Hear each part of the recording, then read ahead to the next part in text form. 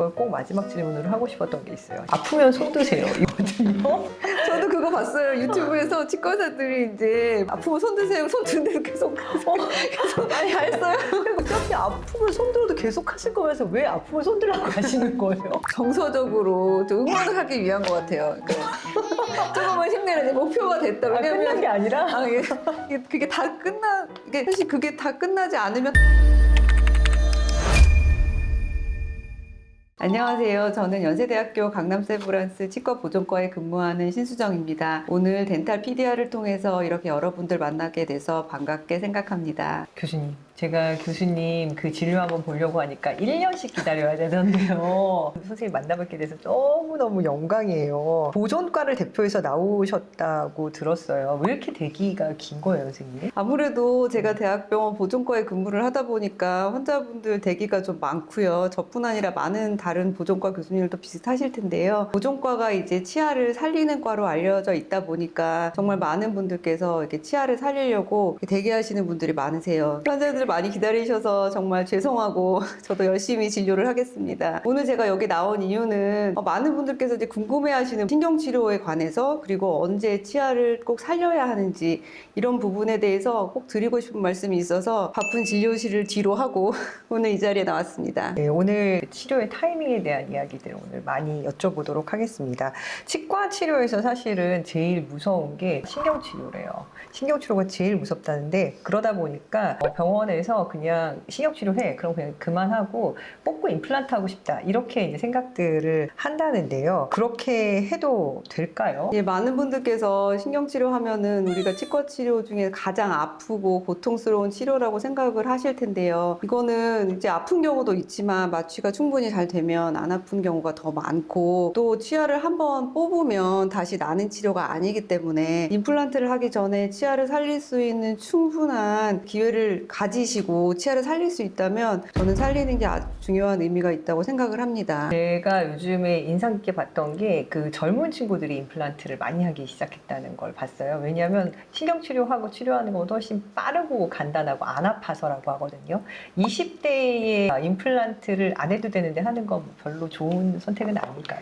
저희가 진짜 임플란트는 정말 좋은 치료라고 생각을 하고 우리 치과계에서 정말 임플란트가 없었다면 또 많은 분들께서 훨씬 더 식사하는 데나 심리적으로 어려움 많이 겪으셨을 거예요. 그렇지만 자연치아를 보존할 수 있다면 사실 보존을 하는 게 더욱 중요할 텐데 특히나 젊은 사람들이 자기 치아를 소중하게 여기고 그거를 오래 보존하려고 노력하는 거 너무 중요한 것 같아요. 100살까지 사는 거 다 생각하고 있잖아요. 근데 20대에 만약에 치아를 뽑고 임플란트를 하게 되면 60년, 70년 동안을 그 임플란트로 쓰는 경우도 있고 때로는 임플란트 다시 해야 되는 경우도 생기거든요. 보존과 의사의 입장에서는 젊은 분들이 본인의 치아를 더 아끼고 뽑지 않도록 노력하는 게 큰 의미가 있다고 생각합니다. 본인의 그 자연치를 최대한 오래 쓰는 치료를 하는 게 좋은 치료인 거네요. 네, 맞습니다. 신경치료라는 단어를 들어보긴 많이 들어봤거든요. 근데 그게 정확하게 무슨 치료를 하는 건지 잘 모르겠어요, 교수님. 신경치료라는 말 때문에 정말 많은 분들께서 그냥 아플 거라고 생각을 신경을 뽑아내는 치료라고 생각을 하시는데요. 신경치료는 학문적으로는 근관치료라고 하는데 치아의 안쪽에는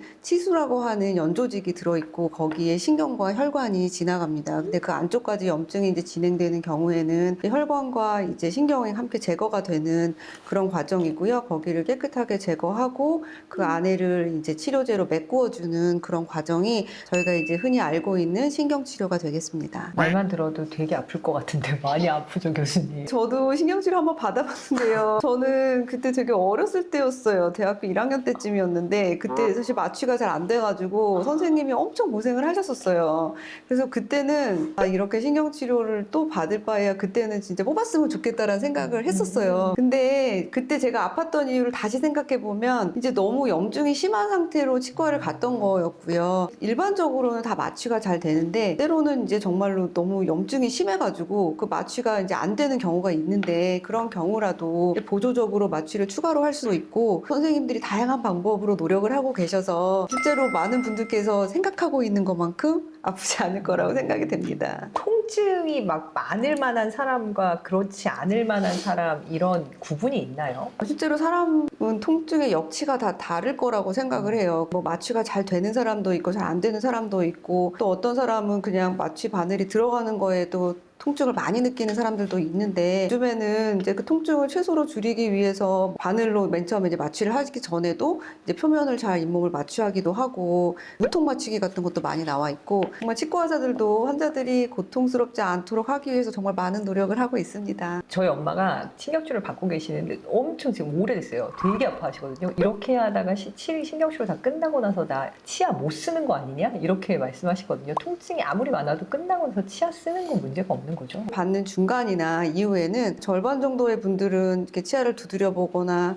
이렇게 만져보면 좀 아픈 증상을 호소하시는 경우가 많은데 일반적인 거고요. 무릎이 부러져서 기부스를 하면 풀으면은 잘 걷지 못하잖아요. 그렇지만 몇 달이 지나면은 다 뛸 수 있는 것처럼 비슷한 것 같아요. 처음에는 되게 어색하고 뭔가 씹는데 힘도 잘 못 주고 두드리면 아프다고 하시지만 시간이 지나면은 또 잘 쓰게 되고 언제 또 치료를 받았나 그렇게 잊어버리고 지내시는 분들이 더 많다고 생각합니다. 걱정하지 어머님도 말라고 괜찮으실 거예요.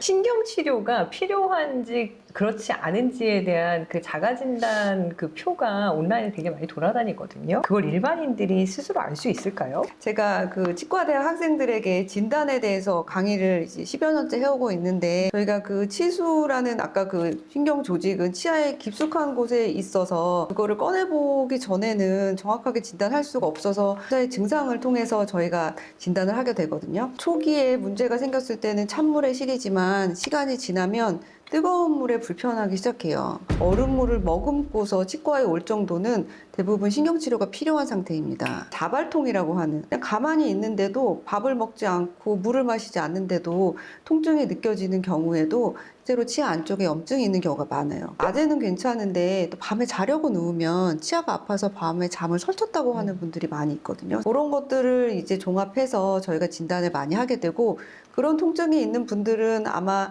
치과에 오시게 될 거예요. 치과에 문 열기 전에 앉아있는 분들이 대부분 얼음물 물고서 앉아있는 분들이 그런 분들이시고요. 그 외에도 치아를 다쳤다면 치아 색깔이 좀 달라 보일 수도 있어요. 그러니까 어두운 회색이나 갈색으로 보인다면 뭔가 안쪽에서 문제가 생겼다고 판단할 수도 있습니다. 그렇지만 아무 증상이 없이도 저희가 생각했을 때 신경치료가 필요한 경우도 꽤 많거든요. 그래서 정기적으로 치과에 가시는 거는 상당히 중요한 것 같아요. 치과 치료를 잘 받아도 문제인 게 안 아프잖아요. 그러면은 치료를 받다가 안 가게 되거든요. 신경치료 받다가 안 아파서 안 가게 되면 안 되는 거죠. 아, 네, 너무 당연한 질문이신데 저희도 이제 막 환자를 보다가 막 정신없이 이제 또 다음 환자 보고 하다 보면 가끔씩 환자분들이 또 그냥 가셨다가 치료가 끝난 줄 알고 안 오시는 경우가 있어요. 신경치료라는 거는 치아에 작은 구멍을 내서 그 안에 있는 치수를 제거하고 거기에 이제 임시재료로 채워놓은 상태이기 때문에 어떻게 보면 속이 비어있는 상태거든요. 아프지 않다고 해서 그냥 지내시거나 치아가 쪼개져서 오기도 하고 때로는 그 임시로 해놓은 것이 빠져가지고 그 안으로 음식물이 또 들어가서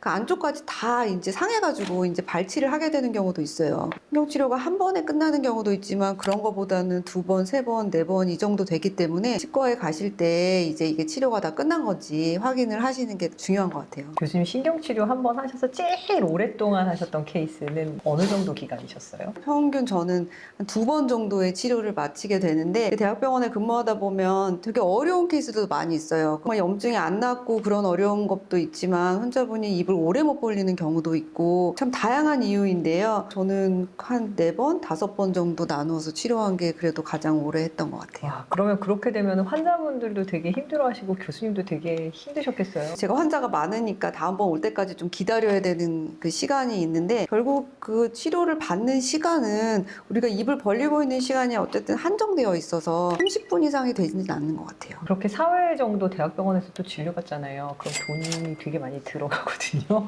비싸요. 그래서 치료를 받는데 그렇게 받고 나서 또 나중에 크라운이라고 하는 걸 씌우라고 하시는 경우들이 있거든요. 근데 그동안 돈도 많이 냈고 고생도 많이 해가지고 안 씌우고 싶거든요. 근데 그럴 때 꼭 씌워야 되는 거죠. 네, 저희가 환자분들한테 설명드릴 때 신경치료를 받은 치아는 나무로 따지면 물관과 영양관이 없어지는 거라고 생각을 하거든요. 그 정도로 치아가 조금 약해지기도 하고 또 신경치료를 받아야 될 정도로 많이 상한 치아는 이미 윗부분이 많이 깨져 있고 금이가 있고 하기 때문에 그대로 사용을 하게 되면 치아가 부러져가지고 오래 못 쓰게 되거든요. 그래서 어금니 쪽은 크라운을 반드시 하도록 권유를 드리고요. 앞니 같은 경우에는 치료를 해야 되는 이유가 다양한데 치아가 많지 않은 경우는 크라운이 필요하지만 단순히 이제 이를 다치거나 그렇게 해서 치료를 하게 되는 경우에는 윗부분이 멀쩡하기 때문에 크라운 치료를 하지 않습니다. 제가 어금니 하나 신경치료를 6개월 동안 한 적이 있어요. 근데 그렇게 해서 치료를 다 했는데 최근에 정기검진을 갔는데 신경치료를 다시 해야 된다고 하더라고요. 이런 말은 왜 나오는 거예요?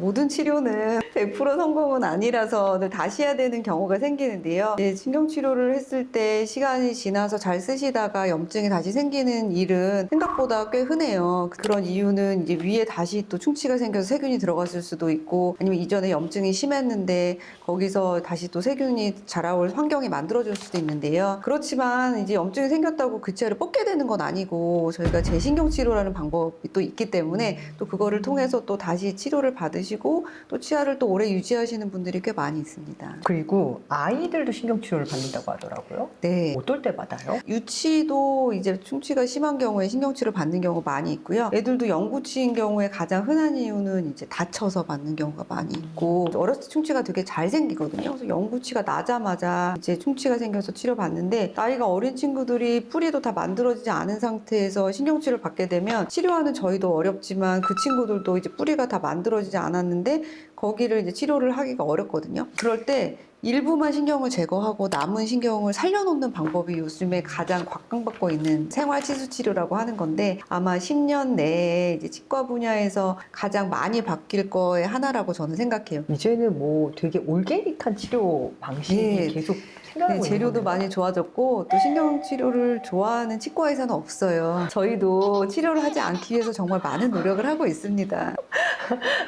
신경치료를 최대한 안 할 수 있는 그렇죠. 방법을 예, 계속 그렇죠. 개발시키고 있는 예, 거네요. 예. 저희가 이 촬영한다고 하니까 가장 많이 주변에서 물어본 거거든요. 신경치료 한 후에 술 마시고 담배 피워도 되나요? 네, 진짜 제 환자분들도 막 가시다가 조용히 오늘 저녁에 와인 한잔 해도 돼요? 막 그러시는데 저는 여쭤봐요. 그 회식이라서 드시고 싶지 않으면 치아 핑계 대고 안 드셔도 되는데 드시고 싶은 만큼 마음껏 드셔도 된다고. 치과 치료를 하는 동안 이제 술, 담배를 못 하게 되는 경우는 이제 어떤 수술을 하게 되는 경우인데요. 저희가 보통 통상적으로 알고 있는 신경치료는 그냥 일반적으로 음주가 뭐 다 즐기셔도 됩니다. 양치만 하면 되나요? 네, 양치 잘 하셔야 되고요. 양치도 안 하고 오시는 분들 진짜 있어요. 뭐 오. 치료하는 거니까 나 건드리지 말아야지. 잇몸 퉁퉁 부어서 오시는 분들이 있는데 양치 다 하시고 마취가 된 쪽은 특히 아랫니 같은 경우에는 마취 풀리는데 시간이 오래 걸려요. 근데 치료받으시고 바로 식사하시다가 혀 깨물고 볼 깨물어가지고 오시는 분들 많은데 감각이 없으니까 혀를 막 깨물어서 혀가 막 부어가지고 오고 그러거든요. 그래서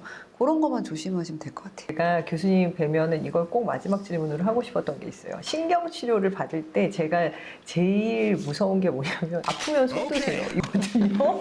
저도 그거 봤어요. 유튜브에서 치과의사들이 이제 아프면 손 드세요. 손 드는데 계속 아니 했어요.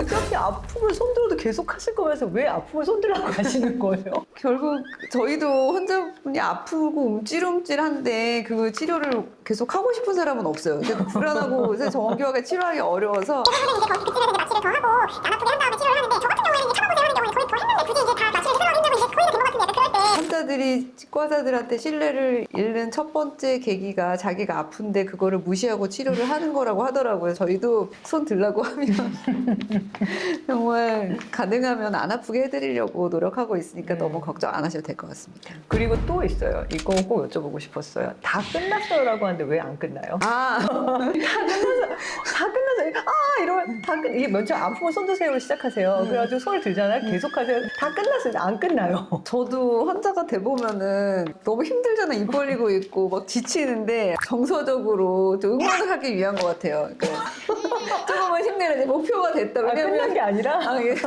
그게 다 이게 사실 그게 다 끝나지 않으면 다음번에 해야 되는 양이 어차피 많이 있으니까 그한테 저도 되게 힘내세요 이런 말도 되게 많이 하고 하다 보면 정말 저도 막 응원하게 돼요. 얼마나 힘드실까 막 하는데 중간중간에 막 쉬면서 조금만 더 힘내봅시다 막 계속 이제 그러면은 잘 따라와 주시고 또 바쁜 진료실에서 또 잘 끝낼 때 많이 있습니다. 그럼 오늘 마지막으로 메인 카메라 보시고 그동안에 여기 메인 카메라 보시고 그 다 끝났어요. 아프면 손 드세요 하셨던 환자분들한테 한 말씀 해주세요. 네. 네. 제 환자분들은 정말 저 보자마자 맨날 말씀하시는 게 선생님 만나기 너무 힘들어요. 만나려고 내가 막 1년 기다렸어요. 그러셨는데 사실 저도 정말 늘 죄송하고 또 이렇게 오래 기다려서 감사한 마음인데요. 이 치과 진료라는 게 참 다양하고 있지만 그 신경치료를 또 저한테 받으시는 분들은 진짜 어떻게 해서든지 치아를 살리려고 오시는 분들이 참 많으시고 또 그런 분들 덕분에 또 제가 이제 치아를 살리면서 또 보람도 얻고 또 그런 분들이 또 잘 쓰게 되는 걸 보면서 또 참 치과 의사가 되게 잘했다 그런 생각하거든요. 그래서 앞으로도 진료실에서 만나더라도 제가 아프면은 잘 중간에 멈춰서 잘 해드리고 또 치료도 길지 않게 잘 해드리겠습니다. 제 환자가 아닌 분들도 또 이 영상을 보실 텐데 저는 치과 의사야말로 자기 치아를 잘 아는 우리 동네 주치의를 가지는 게 큰 행운이라고 생각을 해요. 멀리 대학병원까지 오셔가지고 한 달, 두 달 기다려서 보는 것도 중요하겠지만 내가 언제라도 1년에 한두 번 아니면 당장 내일이라도 치아가 아플 때 내 치아의 상태를 알고 우리 가족 함께 봐줄 수 있는 그런 우리 동네 주치의를 꼭 찾으셔서 좋은 관계 유지하시면서 100세까지 자연치아 많이 유지하셨으면 좋겠습니다. 감사합니다.